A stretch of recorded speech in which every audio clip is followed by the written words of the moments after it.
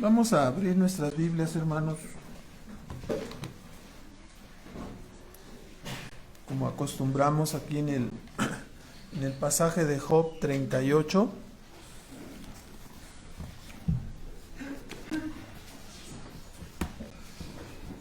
Y vamos a encomendarnos a Dios en oración, por favor. Nuestro Padre Celestial, nuevamente elevamos nuestro ruego, nuestra súplica,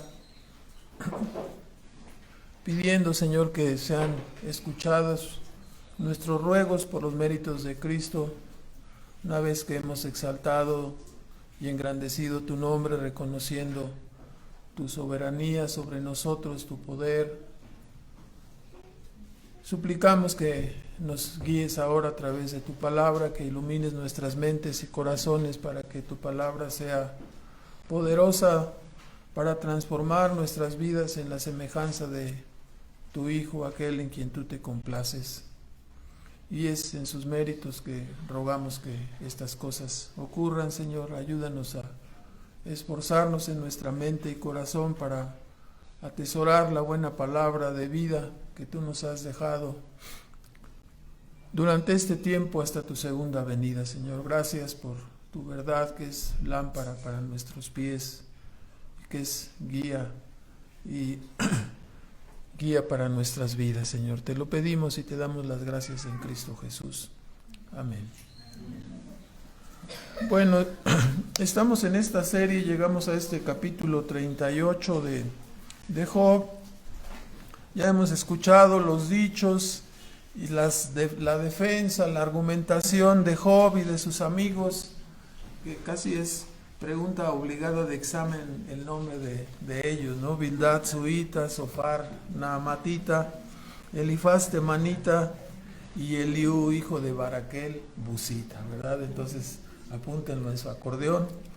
Y bueno, ya escuchamos los dichos y la defensa con respecto al pecado y la impiedad, así como al respectivo castigo que Dios imparte sobre estas faltas en su gobierno providencial. Por un lado, los amigos de Job consideraban que los padecimientos de Job se debían o eran consecuencia de sus pecados o de su impiedad. Y por otro lado, vemos a Job defendiéndose, alegando haber sido castigado sin causa, alegando que no había iniquidad en él, suplicando también y pidiendo ir delante de Dios para exponer su caso y ser vindicado, ¿no? Recordamos ahí en Job 23, 3 y 4, ¿no? Dice, ¿quién me diera que pudiera ir delante de la presencia de Dios y presentar mis argumentos y hablar, ¿verdad? Entonces, versículo 7, yo sería vindicado, yo sería entonces absuelto, ¿no? Concluye Job diciendo que después de decir estas palabras, en 27:2 nos dice, Dios ha quitado, como que andaba a veces de un humor, así como algunos de nosotros a veces andamos de un humor y luego amanecemos de otro, ¿verdad? Entonces, en 27:2 Job dice, Dios me ha quitado mi derecho, ¿no? Entonces, va de un lado a otro en sus pensamientos, oscilando. Y por fin, como había expresado Sofar Naamatita también, en 11:4 al 6, ¿quién diera que Dios hablara y declarara los secretos de la sabiduría, ¿no? Se acabarían las discusiones si Dios viene y nos dice las cosas son así, son asá, y entonces ya todo mundo se calla y queda resuelto el punto, ¿no? Entonces tenemos aquí en este capítulo 38 efectivamente la respuesta de Dios a Job y a sus amigos y pues también a nosotros, ¿verdad? Las expresiones divinas que encontramos aquí en el capítulo 38 conforman un argumento contundente de Dios hacia Job, a fin de hacerle comprender su pequeñez, su incapacidad para contender o cuestionar a Dios en su actuar, en su gobierno providencial, ¿no? Entonces, así estas expresiones que encontramos, esta serie de preguntas que en realidad son preguntas que no podemos responder, ¿no? Y Sin embargo, se manifiesta, ¿no?, la grandeza de Dios al exponerlas y al decírnoslas. Así en el versículo 1 al 3 comenzamos, Dios se manifiesta a través de un torbellino. Esta idea de manifestarse en el profeta Nahum, en el capítulo 1, versículo 2 y 3, nos dice que esta manifestación es una expresión de juicio de parte de Dios. Se presenta Dios en medio del juicio, en medio del torbellino, para juzgar, para advertir, para amonestar. Y aquí expresa que los argumentos dichos por Job, o sea, cuando nosotros vemos, ¿no?, las teofanías o las apariciones en el Antiguo Testamento, vemos ya sea el torbellino, vemos las nubes, y así, ¿no?, en Ezequiel, en Deuteronomio, donde es narrado, expresando entonces Dios acerca de los argumentos dichos por Job, y diciéndonos que más bien que ayudar, dice, oscurecen el consejo de Dios. A ver, ¿quién es ese que está hablando? Que en lugar de ayudar está estorbando, ¿verdad? Que en lugar, a nosotros hemos leído ya estos 38 capítulos y algunas palabras que están mencionadas ahí, todas las que están ahí son asombrosas. Y son verdaderamente, hay que volverlas a leer, hay que considerarlas, hay que meditarlas para poder entender un párrafo, 2 párrafos, todo el capítulo. Sí, y Dios dice, a ver, ¿quién está hablando que oscurece, que en lugar de ayudar y de iluminar, nada más está estorbando, ¿no? ¿Sí? Como diciendo, quítate, a ver, entonces, oscureces el consejo, no ayudas en nada, ¿verdad? Así, insinuando con su palabra que Job, si no puedes explicar las cosas que ocurren al nivel de la naturaleza, ¿cómo podrías entender las acciones del gobierno moral de Dios manifestado a través de su gobierno providencial? Y además con una perspectiva de eternidad, ¿no? ¿Cómo podrías entender las acciones de lo que Dios está haciendo, ¿no? O de lo que Dios permite que suceda en este mundo. No puedes entender lo más simple, que es lo que puedes ver, lo que puedes medir, lo que puedes palpar, lo que más o menos te puedes acercar y decir, mira, ya vi cómo sale la miel, ya vi cómo se hace el panal, ya vi cómo va creciendo. Y nos quedamos así, algunos de nosotros asombrados y nunca hemos visto eso. Llegamos y nos lo enseñan y decimos, nos quedamos con la boca abierta, ¿verdad? Pero si tú no puedes entender las cosas, dice a Job y a nosotros, a sus amigos, que ocurren en la naturaleza, ¿cómo vas a poder entender cómo Dios tiene coordinado y hay un concierto entre los 8,000 millones de seres humanos que habitamos en este planeta, ¿no? Y no se mueve uno ni piensa el otro sin que Dios entienda y comprenda las intenciones, las palabras y lo que ha de venir de su boca. Entonces, mejor oscureces el consejo, ¿no? Es mejor callarnos. ¿Cómo puedes entenderle? Pregunta Dios entonces a Job. Por lo tanto, dice, prepárate, ¿no? Como un soldado, ponte tu uniforme, vístete para ir a la batalla, ¿no? Prepárate, cíñete tu túnica, la vestimenta de los hombres en el oriente, en la antigüedad y hasta la fecha es una túnica muy grande, ¿no? Imagínense, dicen, vamos a correr de aquí a 100 metros, pues ¿qué hacen? Pues agarran su túnica y se la amarran y pueden correr, porque si corren así con la túnica van a ir a dar por allá, ¿verdad? Entonces, cíñete, o sea, amárrate, prepara tu túnica, cosa que hacen los orientales, ¿no? Para el trabajo, para correr, para pelear, para entrar a la acción. En este caso, Dios llama a Job y nos dice, céntrate, ¿no? Atiende al argumento divino que te va a confrontar, ¿no? Con situaciones que para aquel entonces y para ahora son situaciones de imposibilidad para un hombre, ¿no? ¿Estás muy preparado? Te voy a hacer algunas preguntas. Te voy a preguntar cosas que el hombre no puede responder a Dios. Sobre todo considerando que las cosas que Dios va a preguntar considerando que los escritos que estamos estudiando corresponden más o menos a 2000 años antes de Cristo. Estamos hablando de hace más de 4000 años, ¿no? Que fueron hechas estas preguntas. Obviamente no había internet, no había enciclopedias, no había todas las cosas, ¿no? No había televisión, no había tecnología. Entonces, considerando que esas preguntas fueron hechas hace más o menos, inicialmente, hace como 4000 años. Entonces, es posible que en algunas de estas ya no estemos en el desconocimiento total, ¿no? Pero no dejan de ser las preguntas igualmente impresionantes, ¿no?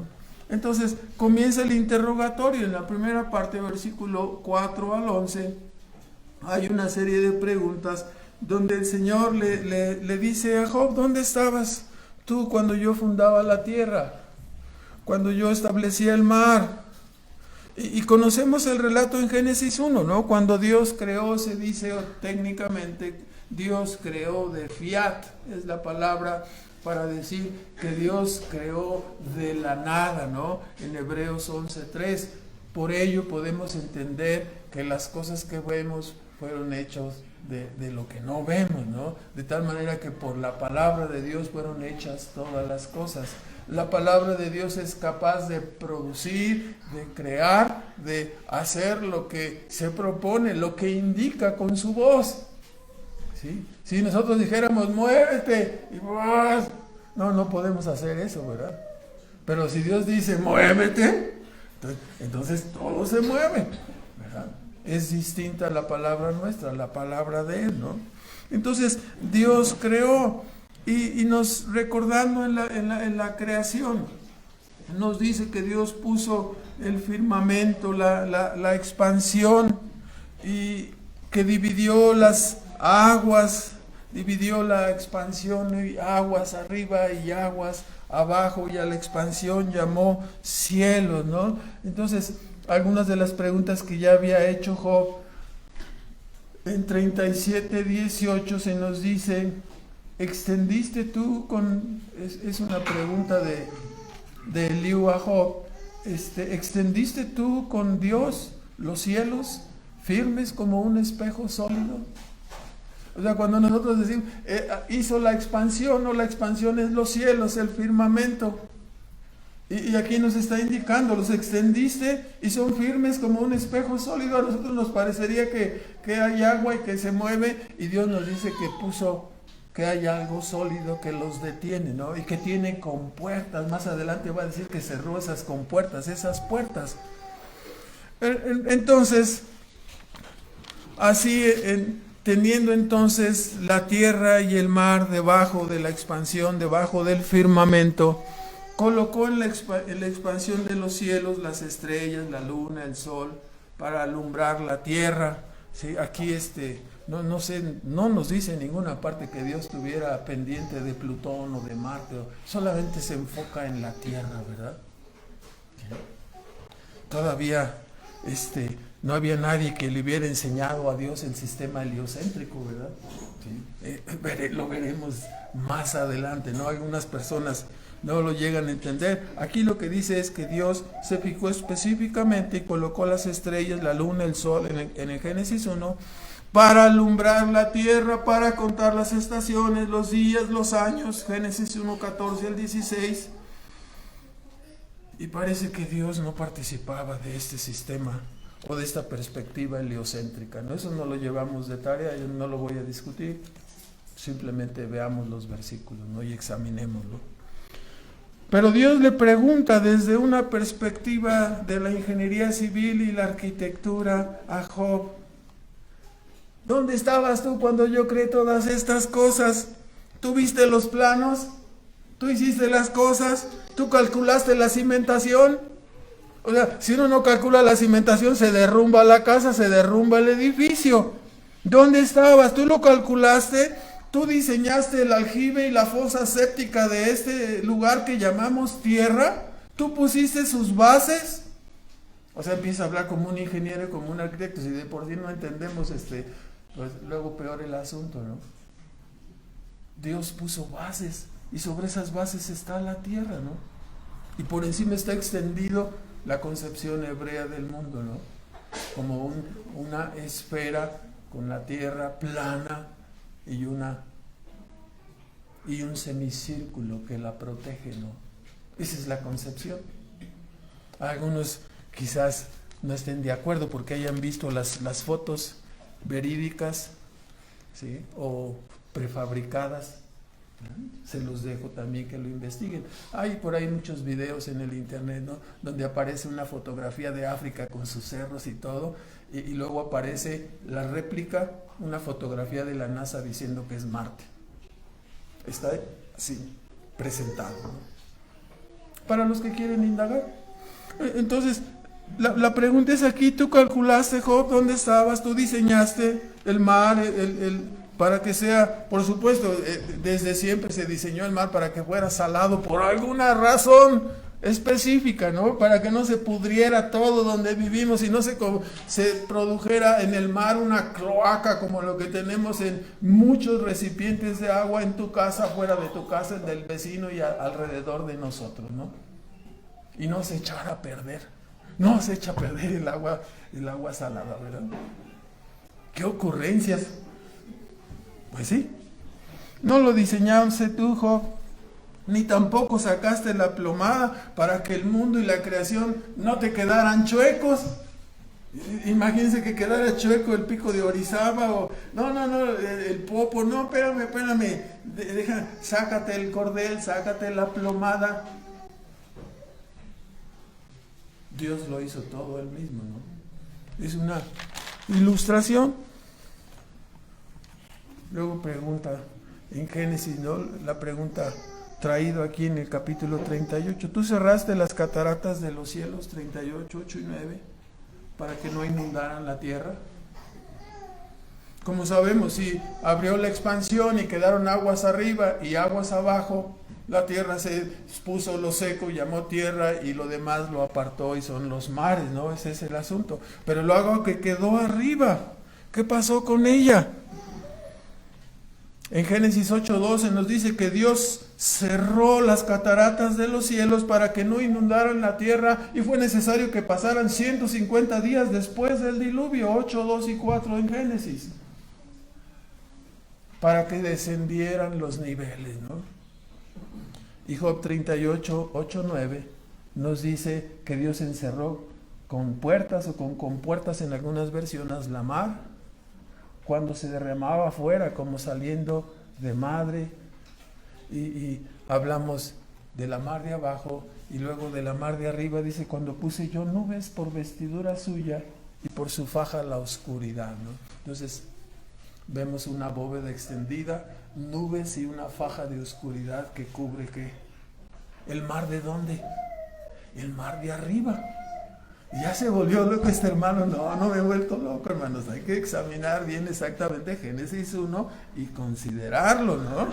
Entonces, y establecí sobre él mi decreto y le puse puertas y cerrojo y dije: hasta aquí llegarás y no pararás, ahí parará la hinchazón de sus ondas. Si Dios no hubiera cerrado la parte externa, ¿no?, de la bóveda celeste, entonces seguiría cayendo agua y estaríamos inundados.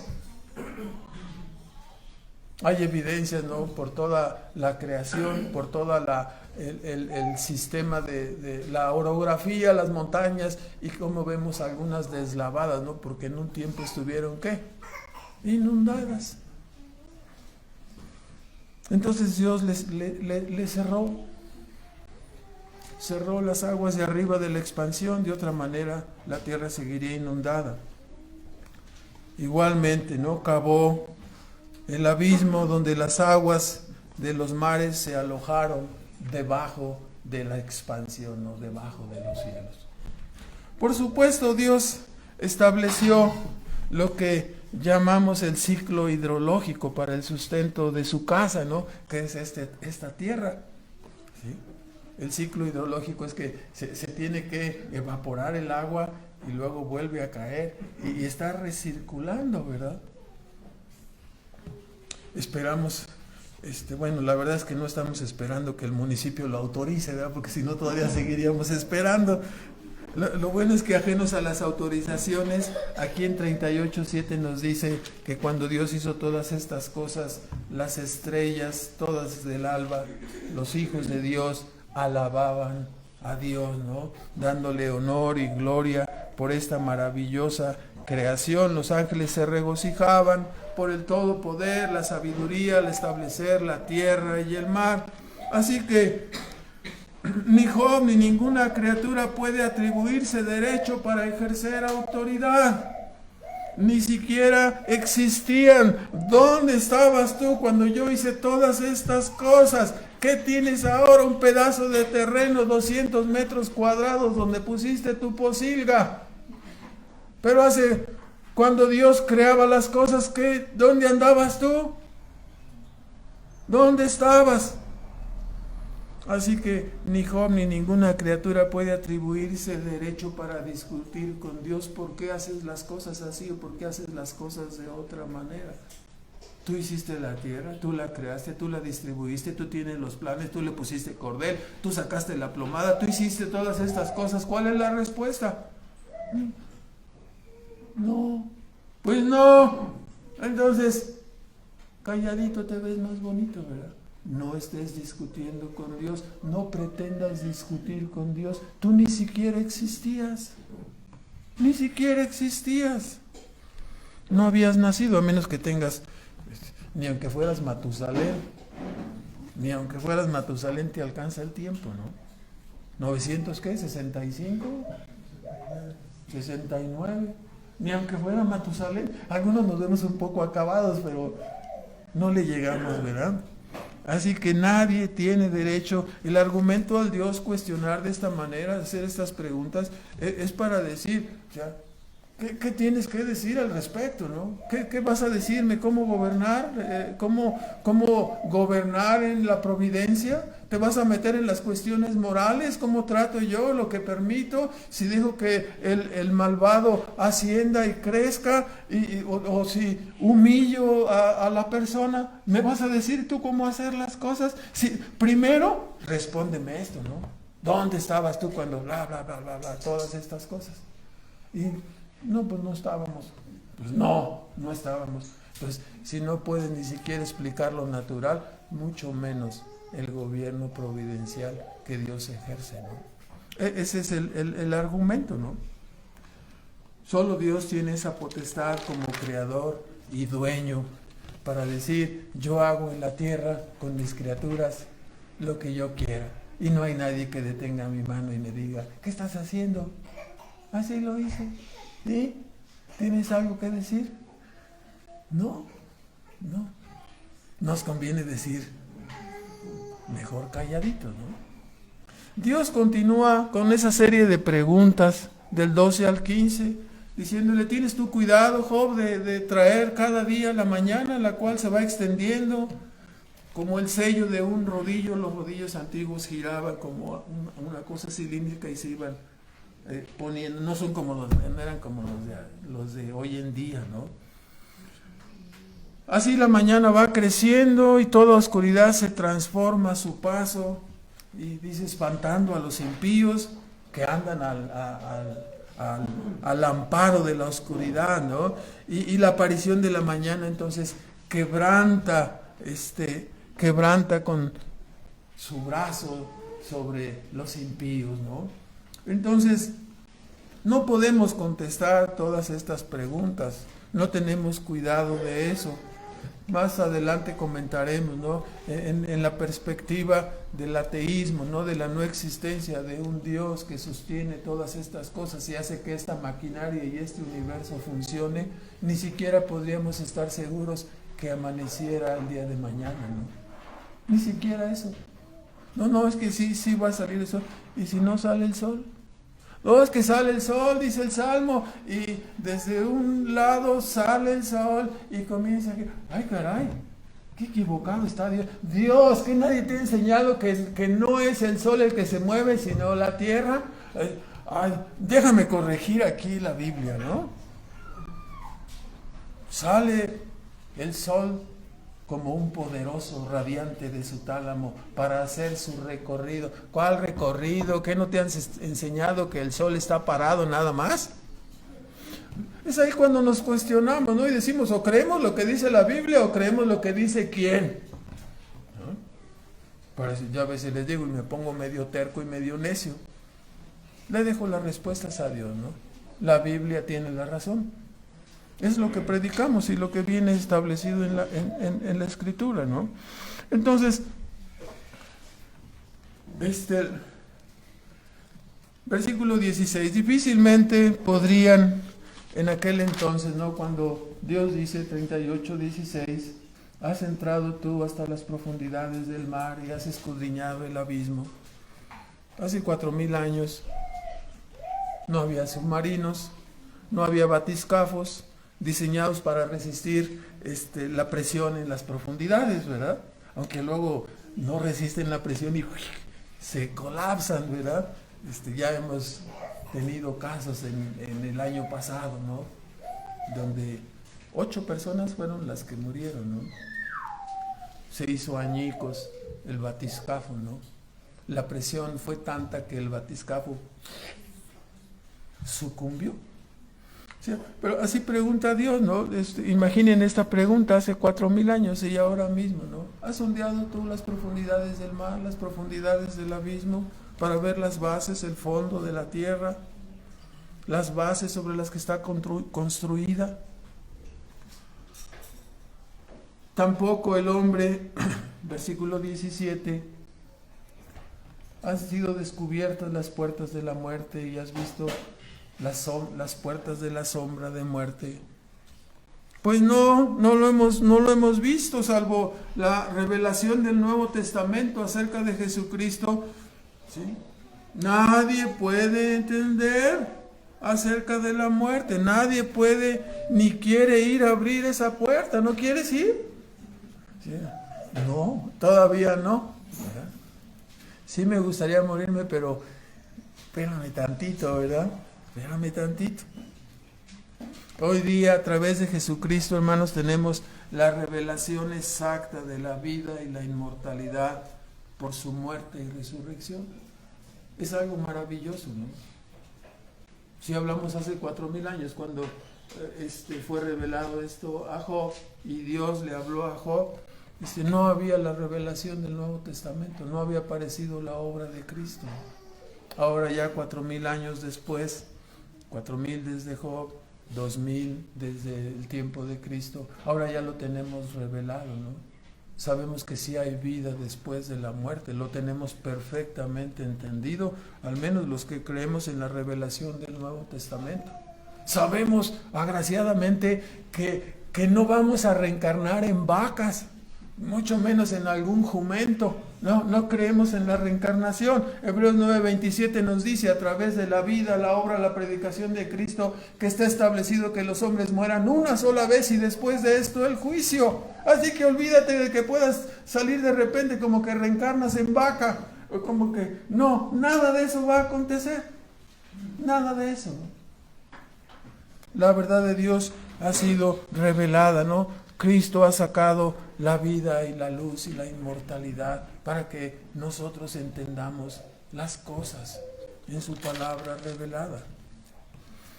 En el versículo 18, la pregunta hecha por Dios dice, ¿has considerado la anchura de la tierra? A ver, Job, sácate tu flexómetro. Dudo que hubiera flexómetro en aquel tiempo, ¿no? Quizás hubiera sido una vara de 1 metro, otra de 2 metros y así sucesivamente, ¿no?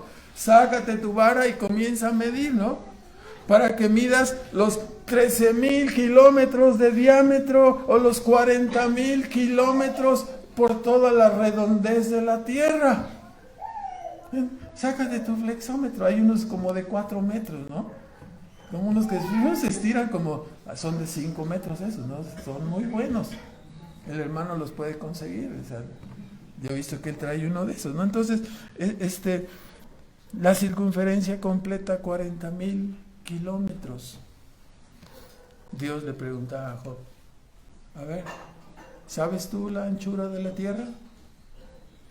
Y pues, yo supongo que Job se rascaba la cabeza y decía, pues no, No puedo contestar esa pregunta, ¿verdad? Y si yo no hubiera leído en el Google, tampoco hubiera podido contestarlas. Eso fue hace muchos años en la primaria, ¿verdad? Hoy en día no nos preocupamos mucho por esa medida. Pregunta Dios un tanto irónico a Job en el versículo 19. ¿Por dónde va el camino a la habitación de la luz y dónde está el lugar de las tinieblas? ¿Por dónde? ¿Tú lo sabes? Sí. Supongo que lo sabes, versículo 21, porque tú ya habrías nacido y es grande el número de tus días. Sí, Señor, estoy viejito, pero no alcanzo los miles de años que han transcurrido, ¿no? Como para contestar unas preguntas como estas. No se puede contestar, no sé. Sí. Pues tienes mucha edad, pues sí, pero no sé. Sí. Yo no estuve desde el principio. Eso es lo que Dios quiere que entendamos, ¿no? ¿Quién estableció la tierra? ¿Cómo la estableció? Sus circuitos, sus formas, su movimiento, todo. ¿Quién lo estableció? Te preguntaron, te pusieron una encuesta de opinión para decirte si te gustaría que Querétaro tuviera playas y... No, ni nos preguntaron, ni nos van a preguntar, ni nos hablaron. Dios hizo lo que quiso en su casa, lo diseñó como a Él le plació. ¿Sí? Si hubieras estado en el principio, a lo mejor podías decir, yo opino que usted no opine nada, usted cállese, ¿verdad? No le preguntó Dios su opinión a nadie, ¿no? Del versículo 22 al 30, Dios continúa con las preguntas difíciles de contestar de lo acontecido. A partir del versículo 22 nos dice, bueno, has entrado tú a los tesoros de la nieve, a los tesoros del hielo, y uno piensa inmediatamente en el Polo Norte y todo lo demás, ¿verdad? Uno pensaría que los depósitos de la nieve y el granizo estarían en el Polo Norte, pero la realidad es que la nieve es vapor congelado en el aire, antes de formarse en gotas que formarían después el granizo. Sus formas son cristales de innumerable variedad y belleza, y el granizo se forma por la lluvia al caer, por el aire frío y seco. Entonces, los depósitos no están en los polos. ¿En dónde están? Están en el aire, ¿no? Cuando Dios hace en las nubes, ¿sí? Y Dios entonces hace todo lo demás. Entonces no hay almacén, no hay almacenes. Entonces las preguntas nos dice el Señor que Él tiene reservados tanto la nieve como el granizo para los tiempos de angustia, para el día de la guerra y de la batalla. Lo acabamos de ver en la semana anterior, ¿no? La semana que recién terminó, más de 200 muertos por lluvias tempestuosas en España, ¿no? Así de la nada. Están los videos ahí, un hermano nos hizo favor de enviarnos los videos, ¿no? Un video ahí para ver el viento, la tempestad, y en un instante no te da tiempo ni de correr. Se inunda, no lo puedes creer, ¿no? Sí, de repente estás en la sala de tu casa y empieza a subir el nivel del agua y ya no puedes ni correr, piensas en subirte en el techo y es arrasada tu casa, ¿no? Por la fuerza del agua, de la lluvia. Y en un lugar como Valencia, si mal no recuerdo, ¿no? Que no es el rancho de mi tío Beto por aquí en el cerro del Tinguarate, ¿no? Es una ciudad establecida, ¿no? No existe eso es un invento ahorita. No existe tal cerro, ¿no? Pero Dios sigue preguntando, ¿no? Es Dios quien determina, ¿no? Por dónde irán los vientos. Cristo mismo dijo, a ver, Nicodemo, ni sabes lo que está, tú no sabes del viento, sopla de allí para acá. Así es la obra de Dios, así es la obra del Espíritu que regenera a las personas.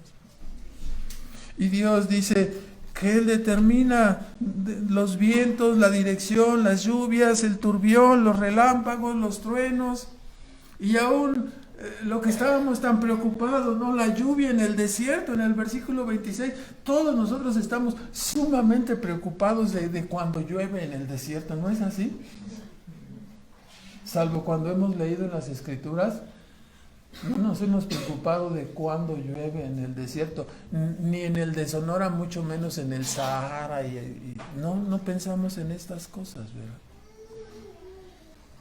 Entonces, Dios pregunta si la lluvia, el rocío o la escarcha de hielo, ¿tienen papá o mamá? No sabes de dónde vienen, a ver, dónde se originan. Si hace 4,000 años no podíamos responder, ¿no?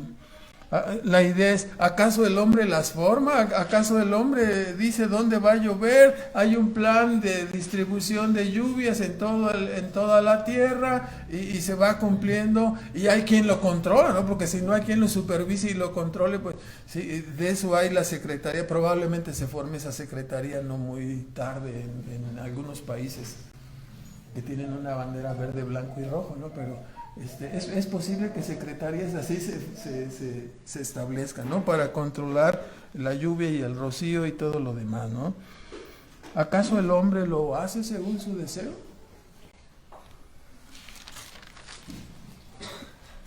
Los versículos 34 y 35 también siguen el tema de las nubes y los relámpagos, a los cuales Dios les traza camino y da órdenes para que vayan a pegarle a los carros de algunos hermanos con los que tenemos por aquí cerca, ¿no? Entonces, que de repente están estacionados y tienen la suerte que les cae un relámpago en su carro, ¿verdad? Entonces, entre todas las posibilidades le cae el relámpago ahí, ¿no? Te estoy viendo, Dios está diciendo, te estoy viendo. Entonces, ya cuando eso sucede nos damos cuenta, ¿no? Que Dios tiene cuidado de nosotros, ¿no? Dios traza el camino, da órdenes, ¿sí? A las nubes, a los relámpagos. Nadie está encargado de la formación de las nubosidades, en donde cómo llegan, cómo se forman en el mar, vienen traídas por el viento y Dios las dirige y las coloca donde Él quiere, para que llueva donde Él quiere, a la hora que Él quiere, en la noche, en la mañana. Normalmente en la noche, ¿no? Pero de repente al mediodía cae el aguacero y tú no traes ni paraguas ni nada y te das una mojada de aquellas, ¿no? Entonces, el hombre no puede dictar órdenes para que estas cosas, como las nubes, el relámpago, la lluvia y todo eso, para que vayan según su mandato. No es el hombre el que dirige y hace todas estas cosas, el que tiene el plan de la irrigación en el mundo. Los versículos anteriores, 31 al 33, nos hablan de la incapacidad del hombre, no solamente para controlar los truenos, los relámpagos, la lluvia y todas esas cosas, sino también para la incapacidad para dictar órdenes a las constelaciones celestes para que aparezcan, ¿no? Nada más de repente, allá en noviembre, diciembre, ya iba Santa Claus, las estrellitas formadas, sobre todo tú las amarras, dice Dios, le pregunta a Job, tú tienes el lazo para amarrar la constelación para que no se deforme la osa mayor, la osa menor. Sí, tú la tienes controlada, las Pléyades tú las controlas para que salgan a su tiempo. La formación del zodiaco, ¿no? La formación de las señales, versículo 32, los signos de los cielos, que se forman cada uno de los signos del zodiaco, ¿no? Y tú tienes cuidado de que la cuadrícula esté bien y que salgan a su tiempo. ¿Y qué decimos? Pues no. Con razón, una vez hablé, pero ya no lo vuelvo a hacer, ¿verdad? Eso fue lo que dijo. Entonces,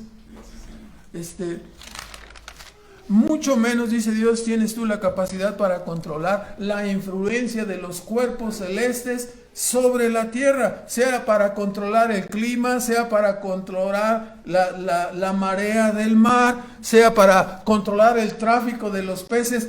Tú no lo sabes para dónde nadan, para dónde van, cuándo vienen. Ellos sí saben y se mueven de acuerdo al designio y a la orden divina, pero nosotros no podemos hacer absolutamente nada para controlar esas cosas. Entonces, todas esas preguntas, ¿no? No tenemos control o autoridad acerca de la influencia de lo que ocurre aquí en la tierra para dirigirla, para controlarla y mucho menos de las constelaciones que tienen influencia sobre la tierra. Pregunta a Dios. ¿Acaso, versículo 36, quién puso la sabiduría en el interior del hombre? ¿No? ¿Quién le dio el entendimiento a la inteligencia?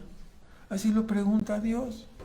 ¿Quién te ha dado sabiduría o inteligencia para comprender o interpretar estas cosas? ¿Acaso te la diste tú mismo? No, Señor. Dios da la inteligencia, ¿no? Dios da la inteligencia a nuestros hermanos para que tengan sus pensamientos avanzados, una comprensión específica sobre un asunto que tú lo ves ahí todos los días, pero nunca lo habías entendido. Hasta que viene uno más iluminado, que Dios le ha dado un don para entender. Pues sí, ya. Entonces es por eso, ya ves. Sí. Pues sí, era por eso, ¿verdad? Pero sí, nosotros nunca lo habíamos visto. O sea, es porque supo que era multiplicación porque tenía el signo por ahí. No, pues es por eso, era multiplicación, por eso Y así, ¿no? Cosas tan simples.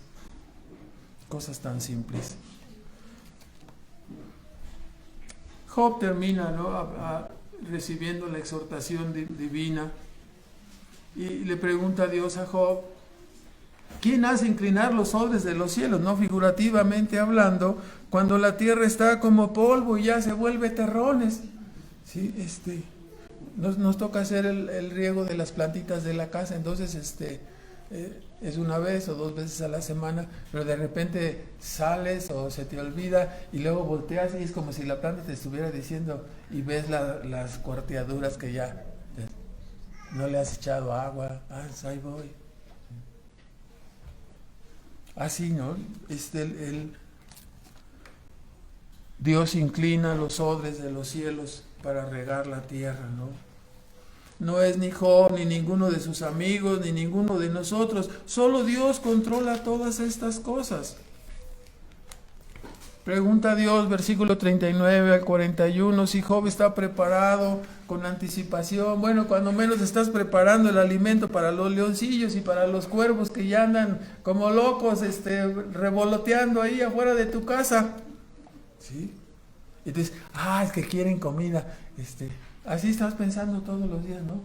Voy a trabajar para traerle comida a los cuervos y estás muy preocupado para hacer tus donativos para que los leoncillos en África o en donde los tengan, donde estén, tengan su alimento, tengan sus croquetas o su carne fresca. ¿Estás preocupado por eso? ¿Estás preparado con anticipación para darle su alimento a ellos? Ninguno de nosotros se acostó ayer pensando en el alimento, ni para los leoncillos, ni para los cuervos, ni para ninguna otra especie. Quizás solo que se te hayan olvidado las croquetas de tu perro o de tu gato, ¿no? Dices, mañana después del culto las compro. Sí, mañana voy a comprarlas. Implícito es que este Dios todopoderoso, soberano y omnisciente tiene cuidado de todos estos asuntos que para nosotros no están anotados en nuestra agenda, ni la fecha del cultivo del maíz o del trigo, la temporada del garbanzo, del frijol.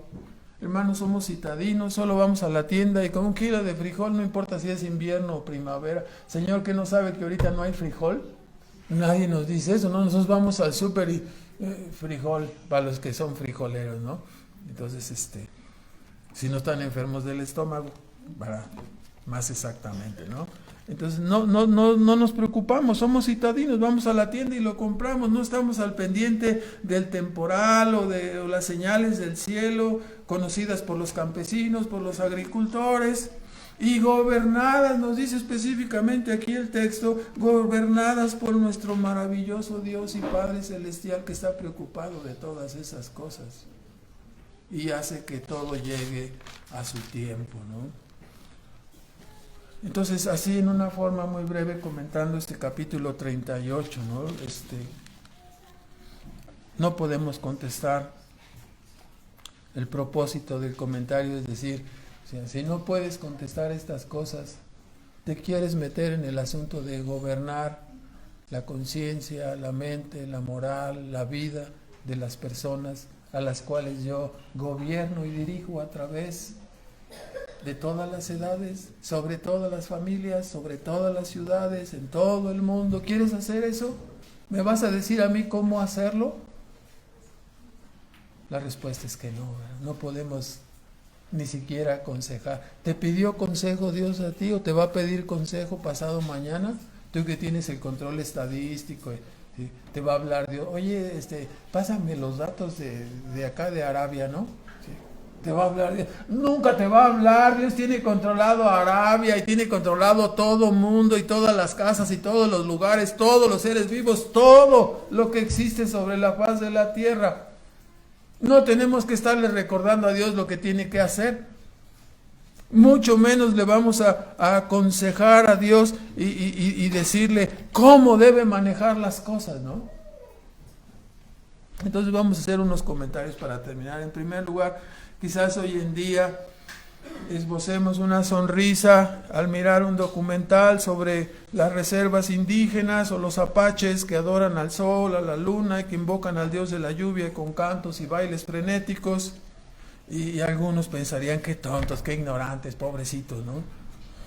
Pero ahora imagínate a ti con tu compu, con tu computadora portátil, con tu cel y con el privilegio de una preparación académica profesional, y aún así todavía estás con una postura de rechazo o indiferencia hacia Dios. Qué terrible, ¿no? Peor aún si sostienes la postura del ateísmo intelectual, ¿no? Quienes niegan, los ateos intelectuales, niegan la existencia de Dios y exaltan al hombre como el rey y soberano de esta creación, único ser racional y ahora además profesional y tecnológico, ¿no? Sí. Y por supuesto, para ellos Dios no está en su noticia, ¿verdad? O los que son ateos pragmáticos, es decir, aquellos que dicen que Dios existe, pero su postura es solo de palabras, porque viven cada día como si Dios no existiera, no les importa, no piensan, no le adoran, no le agrada nada, porque Dios no está en su noticia. Pues resulta que los apaches, tales apaches ignorantes que murieron en incredulidad, serán menos castigados que aquellos chavos con su compu que se han olvidado de Dios, ¿no? Porque toda tu preparación y privilegios te nublaron para no someterte y adorar a este Dios del cual estamos predicando, quien ha sido manifestado en plenitud en la historia humana a través de la vida y la obra de Jesucristo hace 2000 años. Y tú no lo has tomado en cuenta, pues tú con todo y tu compu y tu celular ganaste la competencia de incredulidad y de necedad por no reconocer y buscar al que sustenta la vida. ¿Qué dirás el día de tu muerte, de tu salida de este mundo? ¿Qué excusa o pretexto darás por no haberle buscado y por no haberle adorado? Saldrás como muchos niños o jovencitos o chavorrucos, ¿no? Pues yo no pedí venir, yo no pedí nacer. ¿Sí? Qué argumento tan falaz y tan tonto, ¿no? ¿Crees que escaparás con un argumento como ese? Es tu deber como ser humano buscar a Dios, ¿no? En segundo lugar, conozco a un hombre que hace ya casi 40 años fue transportado por estas mismas palabras de este capítulo 38, desde las tinieblas del ateísmo intelectual y pragmático a la luz del maravilloso reino de Cristo. De tal manera que el loco gadareno fue traído de su locura a la cordura y a la luz admirable del reino de Dios. El hijo pródigo que había malgastado su vida viviendo perdidamente fue traído con lazos de amor por su Padre Celestial, sacándolo del corral de los cerdos, sin siquiera él haberlo pedido o buscado. Como Pablo en el fariseísmo, yo aventajaba a mis contemporáneos en locura y perversión, y a través de la regeneración Dios me ha dado una vida nueva, donde ahora la predicación del Evangelio se convirtió en la razón de mi vida.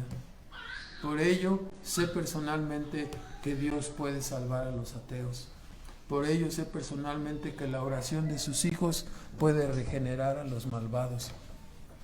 No hubo truenos o relámpagos ni torbellinos, tan solo la oración sencilla de sus hijos para traer a este pecador a la vida.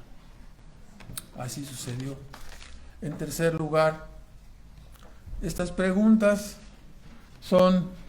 son las preguntas que nos llevan a reflexionar y hacen volar nuestra imaginación para cuestionar, para preguntar, ¿qué haríamos, hermanos, si no tuviésemos los absolutos morales que nos gobiernan internamente y que nos han sido dados ahora en las Escrituras? ¿Qué haríamos sin la ley grabada en nuestras mentes?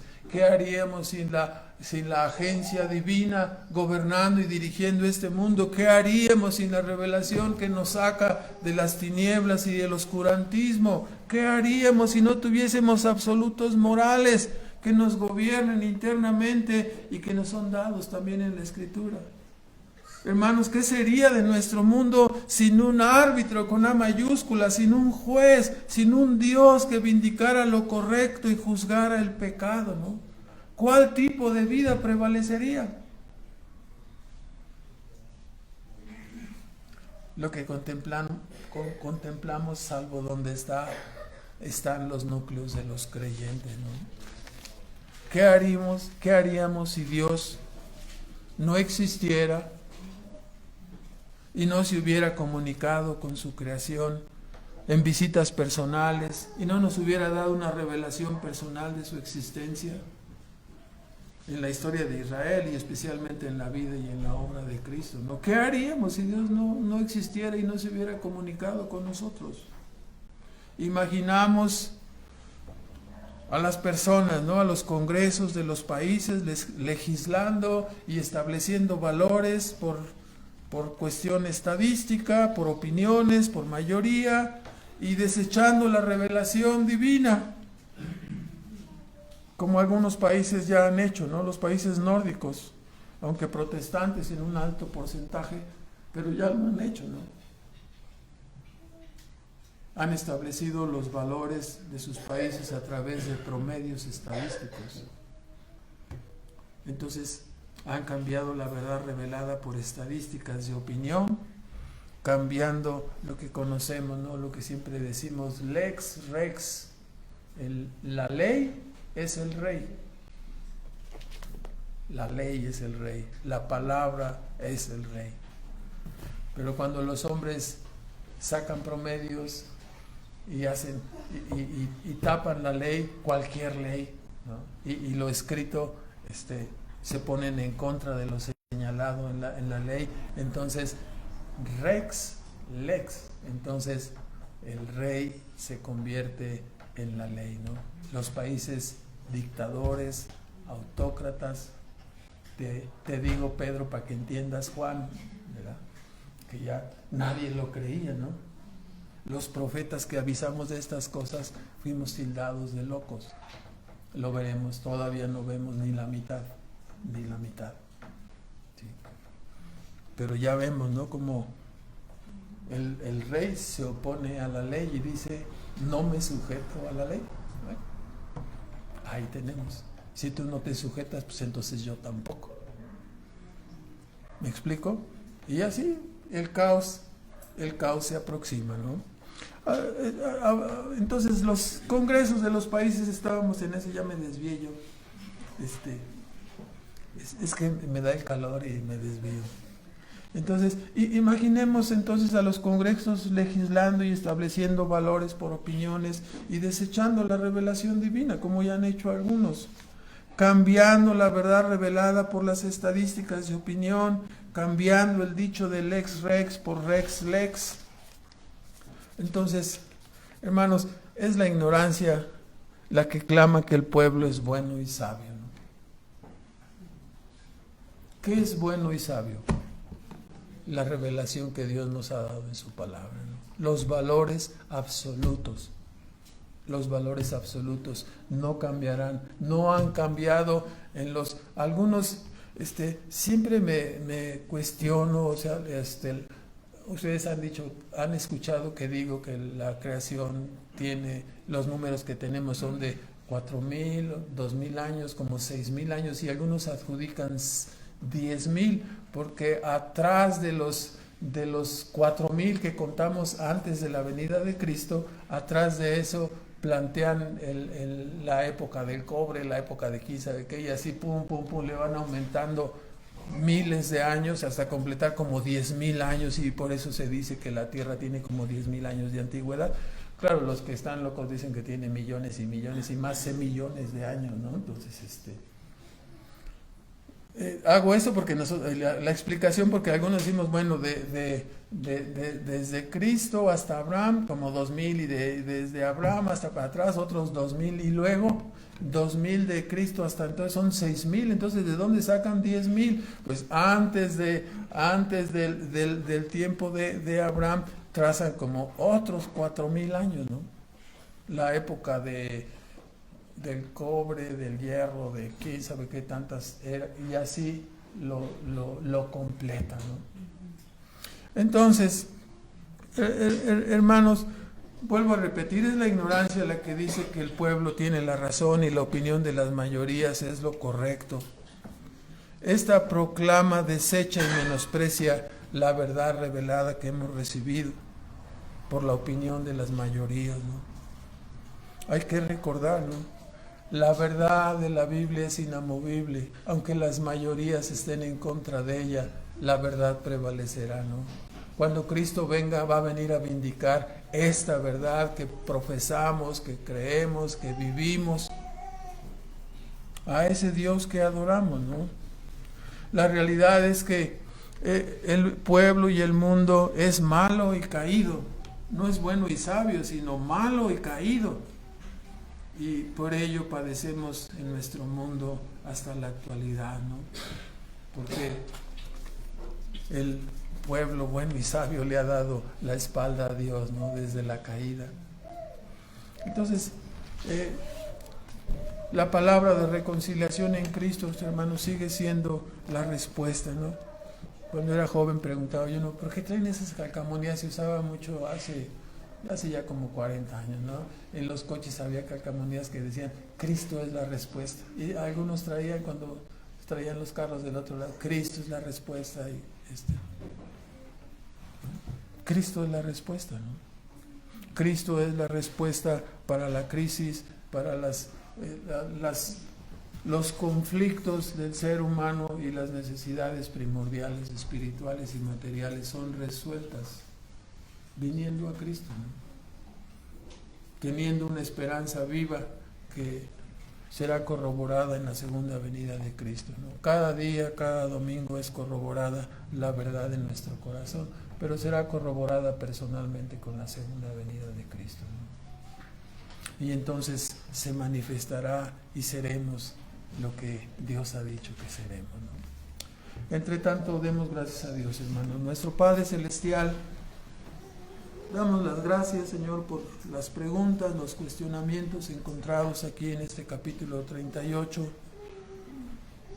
donde nos ayudas a ubicarnos en nuestra condición de criaturas frágiles y finitas, en contraste con un Dios todopoderoso que creó los cielos y la tierra, y que los sustenta y los gobierna y los dirige, y que en tu gran misericordia has determinado, Señor, a través de la redención que es en tu Hijo Jesucristo, llevar este mundo a una culminación y a una exaltación de tu propia persona, Señor, en lo cual nosotros decimos amén, así esperamos, así anhelamos. Esa es la esperanza que llena nuestro corazón desde que tú nos rescataste y perdonaste nuestros pecados. Y por ello nos reunimos para adorarte, y por ello también nos reunimos para suplicarte que extiendas tu causa y tu reino, y que tus hijos que has elegido desde antes de la fundación del mundo sean traídos a la obediencia y a la salvación.